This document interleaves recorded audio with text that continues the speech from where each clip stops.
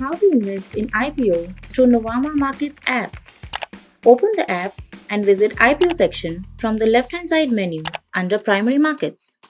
Here, you will find the list of all ongoing and upcoming IPOs. Select the IPO you wish to apply for and click on Apply.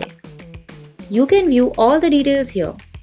Now, select whom you are applying for a guest or yourself, and click on Proceed. Enter the bid details and your UPI ID. Click on Submit. Check details and confirm. You have successfully initiated the application. Now, from the notification or mandate section, accept the request on your UPI app. Congratulations!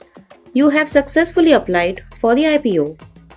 You can track the status of applications seamlessly on Nuvama Markets app.